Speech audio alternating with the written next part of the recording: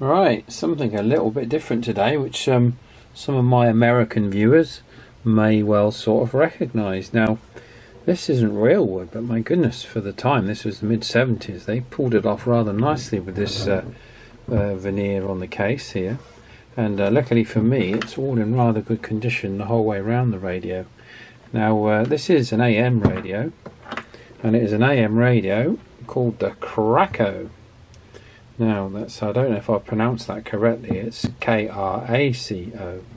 But some of you may well have had these radios back in the day, back in the 1970s when this one came out. I believe this was mid-70s. So this is a 40 channel 4 watt set on your standard AM frequencies.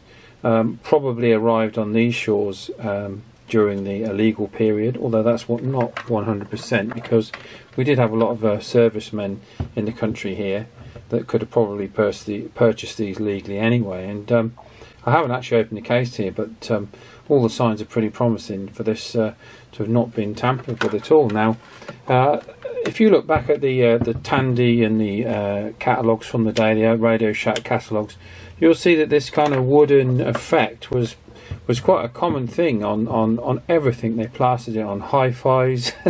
I'm sure they did washing machines, radios, transistor radios. It was a very popular effect, and this carried on for quite a number of years up until then. Everything went black, then everything went silver, and I'm sure if we wait long enough, then everything will come back to wood. But I actually think it gives it a real, although of course it isn't wood, it's metal, but I think it gives it a lovely look, and I'm just hoping that this works. Now, it appears to have squelch, delta tune, which, if you don't know what that is, that's basically to tune the person you're talking to if they're slightly off frequency. We have an RF gain, low and high here. We have a volume on off control. Slightly weird orientation with the meters, with the power meter being at the bottom there and the channel display at the top. RX and TX lamps there, and an on-off push button and an on-off for the PA and the CB. Now, we'll test all functions of that, but let's just get it on the bench first and see if it actually powers up. Right, now the first thing to do is to find a microphone for it, because we haven't got a mic, and then the second thing to do would be to get these screws off the case. Now, it does look like someone's popped some new screws in it, which sometimes can be a good thing, sometimes can be a bad thing. And these are the self-tapper variety, so I think we might be okay. They might be the original screws. Right, let's have a look and see what lies beneath the wooden top, or steel top. Aha, a very clean looking circuit board there. That's a good start. It could be a lot worse. Let's have a little look. There is a resistor of some sort on there, but that looks sort of like a sort of factory mod of some kind, and but it doesn't look like there's been any other molestation. Let's just get the speaker side off. Oh wow, look at that nice chunky bit of foam in there. Goodness gracious, first time I've seen that on a CB radio, but again, that looks very clean. Now, I can't find a circuit diagram for this radio. Somebody in America wants to sell me one for more money than I want to pay, so I probably won't be getting one, but let's disconnect the speaker anyway, and we'll have a closer look at the board to see if we can kind of work out roughly what's going on. But before we do that, we'll get a microphone sorted, and we'll actually see if it actually does transmit and receive. Right, luckily for me, I've got the Road King, which is another American CB, and I just, in the absence of any wiring diagram, I just took a flying leap and thought, well, the Road King's an American CB, I wonder if it's got the same connections, and sure enough, it absolutely does. Excellent stuff. So, let's see if this radio springs to life. Oh, that's promising. Wow. And look at that. Now, it looks absolutely... I'll just turn the squelch up a little bit there. Well, that looks lovely. Look at that classic glow of the real bulb inside that meter light. So let's just try transmit. 1, 2. And looking at the meter, we're getting 2 watts. I don't believe there's a high-low setting for power on these. I don't think that was something that was required under FCC laws.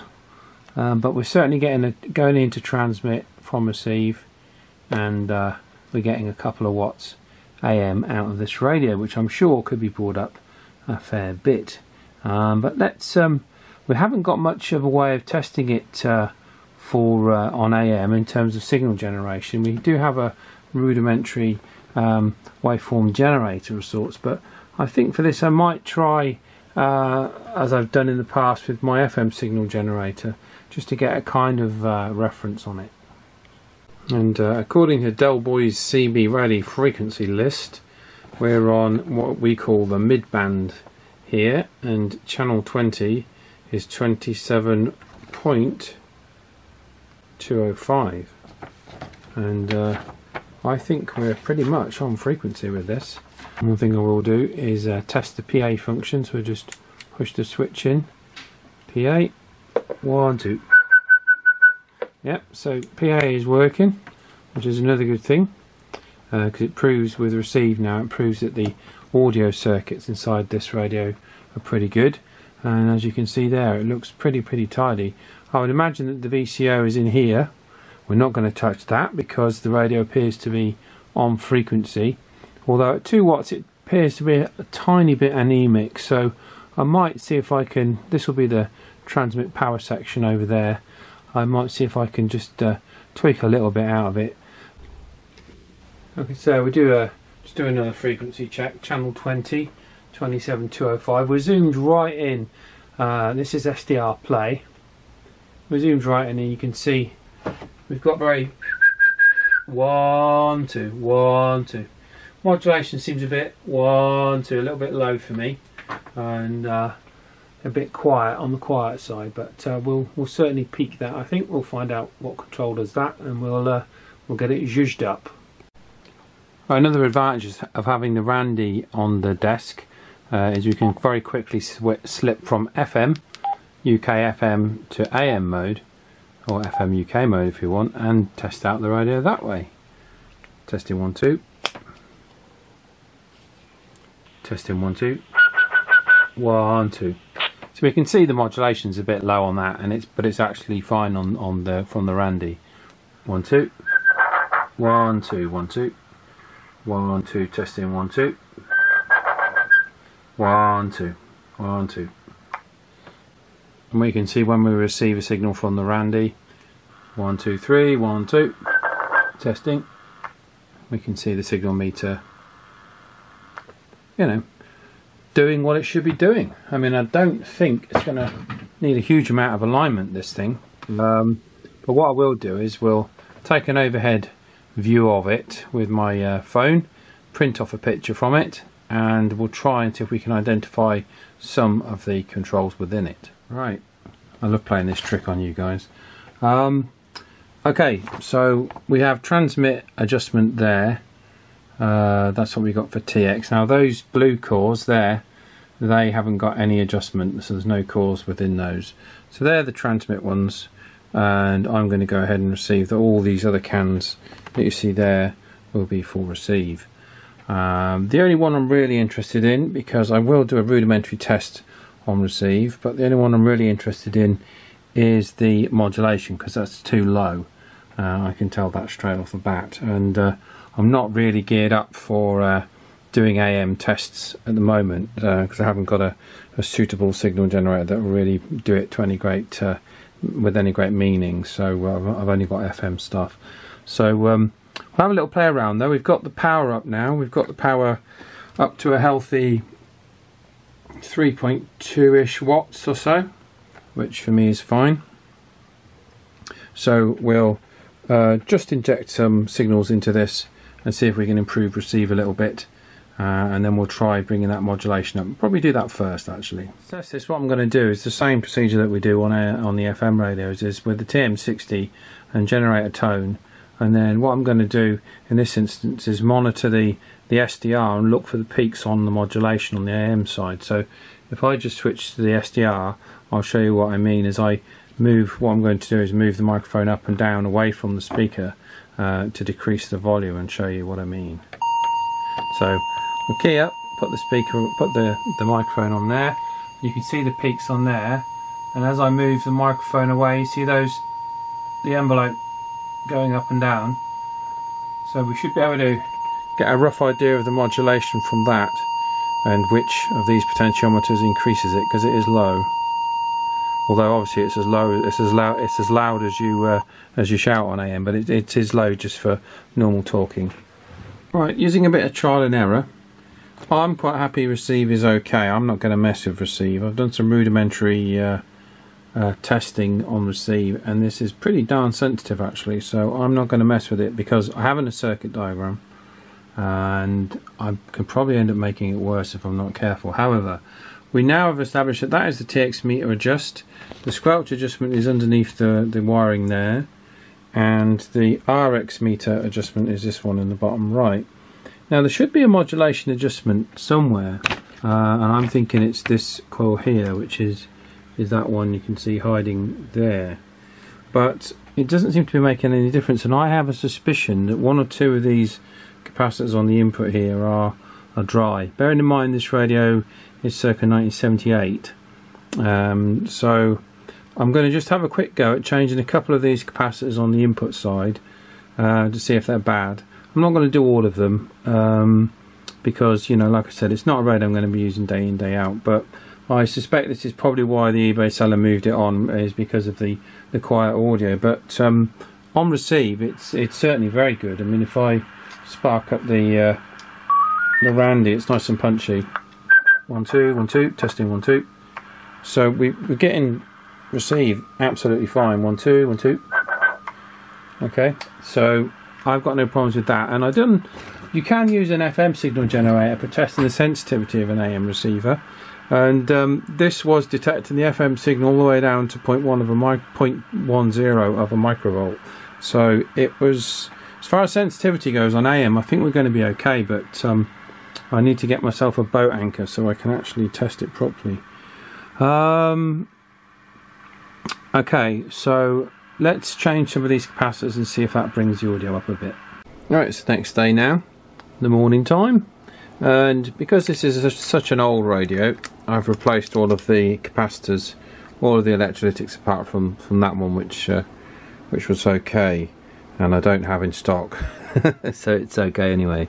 So yes, I've replaced all of the electrolytic capacitors in this, and the first problem we were getting was low transmitted audio on the AM side, on the incomer. So what I've done here is I'm popping a 1 kHz signal into the mic input, and then I've traced using it, because I haven't got a circuit diagram, I've traced using the oscilloscope the signal path through the radio, and it basically the problem was there's literally no transmitted audio on this. Well, it was very flat, there's hardly anything.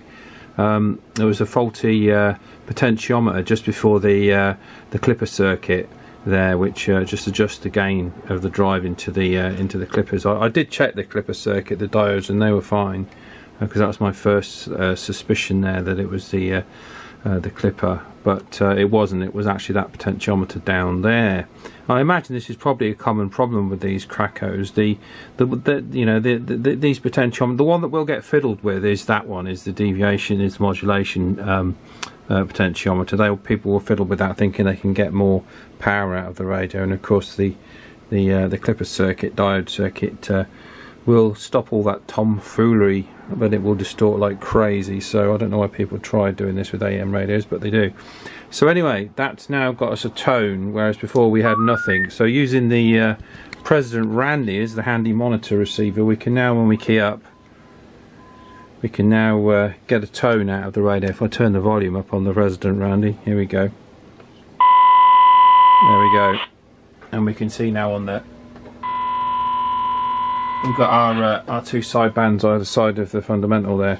So yes, I think we're okay. We'll try it with a bit of audio, Yes, that was a bit of fun and games, but you will get that with older radios. It's never always going to be a walk in the park. And company Sam's in the States, they wanted $20 for the circuit diagram, and I am denied because I only paid $20 for the radio. so I thought, no, thinking cap on, we'll do it without the circuit diagram, and I'm glad I did. Okay, and we'll just do a quick audio test now. 1 2 1 2 1 2 1 2. That's fine, and then we can see that 1 2 1 2. We can see the modulated audio there on there. So that's fixed that problem. It's something I find that's a problem I find with the old AM walkie-talkies. Low modulated audio on AM. It's a real common problem, and it's normally either an adjustment pot such as that. Obviously bad mic connections, check those, but very often dry capacitors. So with this radio, because I like it so much, I thought I'd treat it to a full set of capacitors. But I didn't particularly see any really bad ones, but they were all going very, very high, particularly these ones down on the front end here. They were going very, very high, so it's only a matter of time before they go wrong. I figured that I would, for the sake of the few pennies that they are, and it's once you get the knack of changing capacitors and you get the technique right, it doesn't take that long. The technique is to put your finger on the top of the capacitor, spin the radio over, and then go with the spot where you think the leg is showing through, wiggle the capacitor and it'll wiggle the leg. That's a top tip. I'm sure you can probably work that out for yourselves, right? So I think, yeah, I'll do a quick check on receive, and then we'll perhaps see if we can get Mick on air and do a bit of a radio test with this old boy.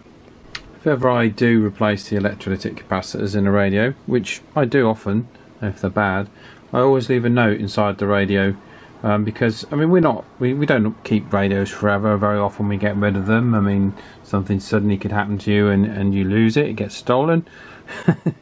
But not really for that reason, but it's more if you pass it on and someone else opens it up, to save them the time and the expense of recapping it again when it probably doesn't need it. So I always put this when I do any significant work to a radio. I always put this little notice on the radio inside it, so people know not to go through the sometimes painful process of doing so, because sometimes they can be quite fiddly to recap, and you know, if you use decent quality capacitors as well, it's not free either. So I just thought I'd point that out.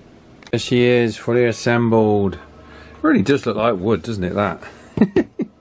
My mum's got an old cabinet that looks just like that. So yeah, this is great. I really like it. I mean, I don't know how anyone couldn't like the styling of this bad boy. I think it looks really, really good.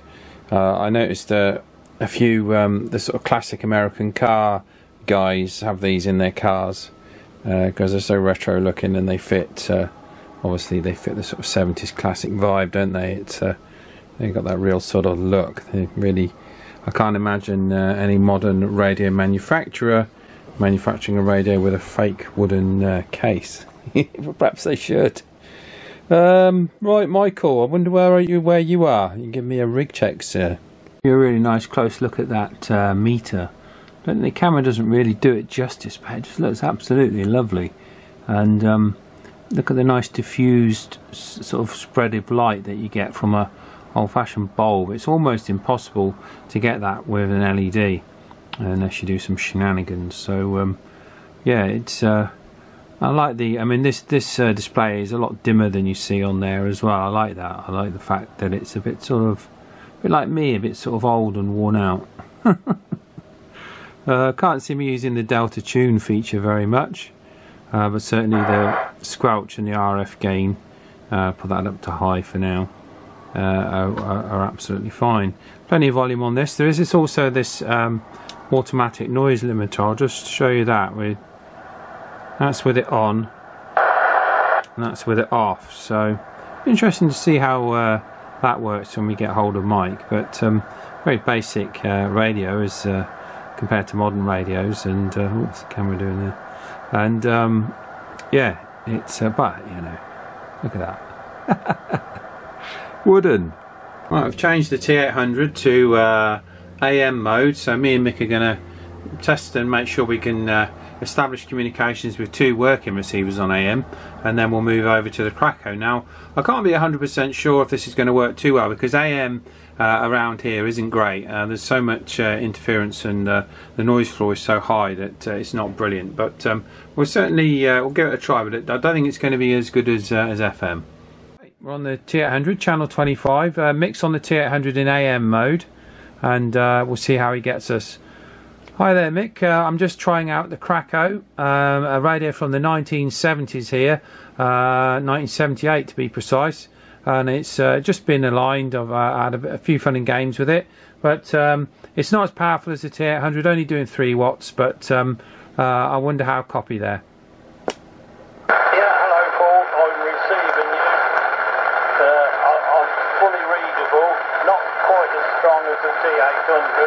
I must admit, but the audio is there and I can understand it. There's a little bit of white noise as well, but it's a perfect copy actually. Rog, yeah, same here. It's not quite as good as the T800, but not far off it, and to be honest, I don't think that's bad for a radio that's you know, almost as old as me, really. That's going pretty well, isn't it, really? So yeah, I'm pleased with this. It's a good little set. It looks the part, and obviously it works. And we don't use AM a great deal, but it's certainly a nice mode to have on hand should you need it, and you want to join the Super Bowl on Channel 6, Rog.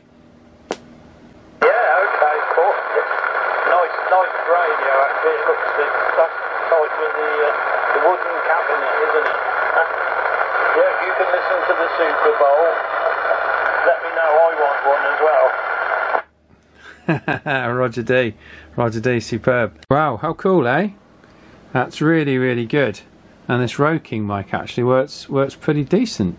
AM doesn't work for us really here in the UK.